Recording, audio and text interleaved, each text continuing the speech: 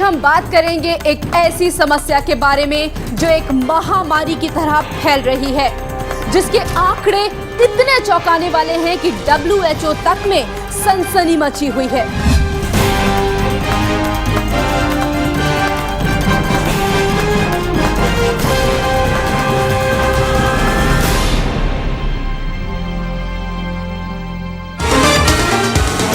मोटापा कोई मामूली समस्या नहीं है और ना ही इसे आप हल्के ढंग से लें। Main reason behind obesity in our young generation today is because we've stopped exercising and we've started using a lot of junk food. पहले लोग ज़्यादा चलते थे, अब बहुत कम चलते हैं। मतलब फिजिकल वर्क बहुत कम हो गया। आज की जो हमारी लाइफस्टाइल है वो बहुत चेंज हो गई है। इस वजह से मोटापा बढ़ता ही जा रहा है। सब लोग अपने काम में इतने बिजी रहते हैं कि घर में खाना नहीं बना पाते हैं, जंक फूड खाते हैं, घर का खाना अवॉइड कर रहे हैं, तो उस वजह से मोटापा लोगों का बढ़ता जा रहा है। मोटापा बढ़ने का कारण ये है, एक तो बहुत ज़्यादा खाते हैं और बिना सोचे समझे खाते हैं कि इसमें क्या चीज़ है, कितनी कैलोरी है। ओबेसिटी मे बी यंगस्टर्स के लिए इसलिए होता होगा क्योंकि जंक फूड खाते हैं वो लोग, जैसे कि रास्ते का खाना, कॉलेज के बाहर, उसकी वजह से होता है। अगर हम किसी से भी कहते हैं कि आप जाओ 1 किलोमीटर पैदल चल के थोड़ा सफ़र कर लो, कोई भी नहीं करता। सब बस इसमें या फिर कोई सारी फैसिलिटीज़ मिल रही है लोगों को, तो फिर क्यों करेंगे? इसलिए मोटापा तो बढ़ेगा ऑब्वियसली। ओबेसिटी का कहर इतना बढ़ चुका है कि भारत की पूरी जनसंख्या के 5% लोग ओबेसिटी का शिकार हैं। ओबेसिटी का कहर है ओबेसिटी का नेचर, और नेचर ये है कि वो अपने साथ लाती है कई बड़ी बड़ी समस्याएं। ओबेसिटी की वजह से बहुत सारी बीमारियां लिंक्ड हैं। जो सबसे ज़्यादा कॉमन और सबसे ज़्यादा हमारे देश में हो रहा है ओबेसिटी के कारण, वो है डायबिटीज़।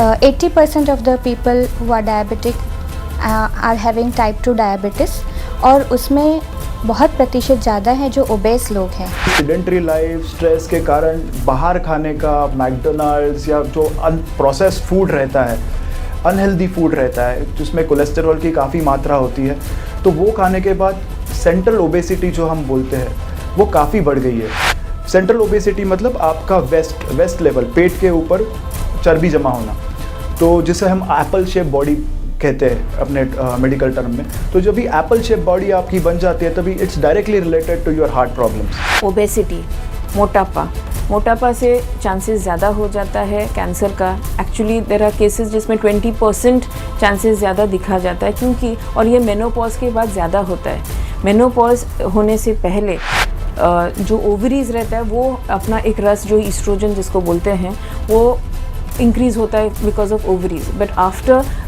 द मेनोपॉज वो ओवरीज का फंक्शन बंद हो जाता है। लेकिन बॉडी में अगर फैट्स है, फैट सेल्स अगर ज़्यादा हो, वो ये ईस्ट्रोजन वापस ज़्यादा क्वांटिटी में बढ़ा देते हैं और ब्रेस्ट कैंसर के चांसेस उनमें बढ़ा देते हैं। और एक बात है कि ऑस्टियोआर्थराइटिस सबसे कॉमन है बिकॉज ऑफ ओबेसिटी। आपके जो मूवमेंट्स, आपका जो एक्टिविटी लेवल ओबेसिटी की वजह से कम हो जाता है, और ऑस्टियोआर्थराइटिस में आपको उसी की वजह से नी पेन हो सकता है। यानी बेसिकली ओबेसिटी के साथ बहुत सारे डिजीज़ेस रिलेटेड है। यूरिनरी प्रॉब्लम हो सकती है, फैटी लिवर हो सकता है, रीनल फेलियर हो सकता है। इसके पहले हम आगे बढ़े, आपका एक रियलिटी चेक जरूरी है। सबसे पहले आप अपने बारे में सोचिए कि कहीं आप ओबीस तो नहीं हैं। ओबेसिटी का मतलब है मोटापा। हर एक एज, हाइट के हिसाब से आपका एक आइडियल बॉडी वेट होता है, और अगर आप इस आइडियल बॉडी वेट से बहुत दूर है, यानी आपका वज़न उससे बहुत ज़्यादा है, तो उसको ओबेसिटी कहते हैं। एक और रियलिटी चेक, हम आपको कुछ लक्षणों के बारे में बताना चाहेंगे जिससे आप थोड़ा अंदाजा लगा सकते हैं कि आप ओबीज हैं या नहीं। आलस, थकान, बेचैनी, थोड़ा काम करने के बाद पसीना आना, आंखों के सामने अंधेरा छाना। ये एक जेनेटिक प्रॉब्लम है, और इंडिया में genetics play a very important role for obesity. कई मेडिसिन्स भी होते हैं जिनकी वजह से साइड इफ़ेक्ट से ओबेसिटी हो सकती है। Lack of sleep is also one of the risk factor of obesity. तो जब भी आपकी नींद अच्छी नहीं हो जाती तो आपका मेटाबॉलिक रेट बहुत ही घट जाता है। मेटाबॉलिक रेट घट जाता है, यानी आपकी कैलोरीज बर्न कम होती है और आपका वेट गेन बहुत फास्ट हो जाता है। ओबेसिटी का कहर नंबर 1, डायबिटीज। डायबिटीज़ की वजह से खून का दौरान कम हो जाता है, कि खून गाढ़ा हो जाता है, और इसके वजह से जो सबसे लंबा जो नली रहती है, जो आर्टरीज रहती है, उसमें ब्लॉक्स होने के चांसेस होते हैं। और डायबिटिक्स में जो ये स्मॉल वेसल्स को जल्दी अफेक्ट करता है, और हमारे घुटने के नीचे जैसे 3 मेन वेसल्स जो जाते हैं उसमें इन्फेक्शन होने की संभावनाएं बढ़ जाती हैं। जैसे डायबिटीज़ की उम्र बढ़ती है और डायबिटीज़ अगर अनकंट्रोल रहता है, ये 2 वजहों से ही डायबिटिक फुट इन्फेक्शन आता है। ओबेसिटी आपको जॉइंट प्रॉब्लम भी दे सकता है। एक्सरसाइज न करने से ओबेसिटी हो जाती है, माने वज़न बढ़ जाता है, और वज़न बढ़ने की वजह से भी जो हड्डियां नरम हो जाती हैं, जिसको ओबेसिटी ऑनसेट ऑस्टियोपोरोसिस बोलते हैं। इंडिया में ओबेसिटी क्यों बढ़ रही है?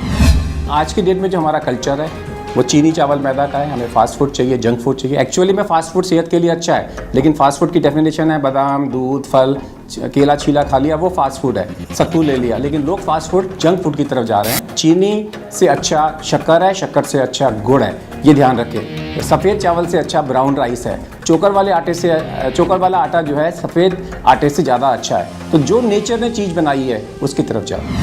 WHO की एक्सपर्ट टीम ने कुछ और चौंकाने वाले आंकड़े प्रस्तुत किए हैं, जिनमें बताया गया है कि ओबेसिटी का शिकार सबसे ज्यादा महिलाएं हैं पुरुषों के अपेक्षा। ज़्यादातर इंडिया में आप देखते हैं कि लोग हाउसवाइफ होते हैं और उनकी लाइफस्टाइल बिल्कुल ही सीडेंट्री होती है, यानी ज़्यादातर काम नहीं हो पाता है, ज़्यादातर फिजिकल एक्टिविटी नहीं होती, तो उसी के कारण भी ओबेसिटी हो सकती है। Teenagers at present in India above the age of 12 years or 10 years till 2020 तक मैक्सिमम अफेक्टेड है टीनेजर्स। लेडीज़ जब भी प्रेग्नेंट होती हैं तो उनका फूड इंटेक बहुत बढ़ जाता है for the baby and the mother, लेकिन जब भी प्रेगनेंसी ख़त्म होती है और डिलीवरी हो जाती है तो उसके बाद भी वो वेट उसके ही बॉडी में रहता है, और कोशिशें की जानी चाहिए कि वो वेट वो लूज़ करे, लेकिन कभी कभी लेडीज़ वो नहीं कर पाती है, तो उसकी वजह से भी वो बाद में ओबेसिटी की कैटेगरी में पहुंच जाती है। क्या करें जो आप ओबेसिटी के कहर से बच सकें? दिनचर्या, खान पान में थोड़ा बदलाव और एक्सरसाइज आपकी मदद कर सकता है।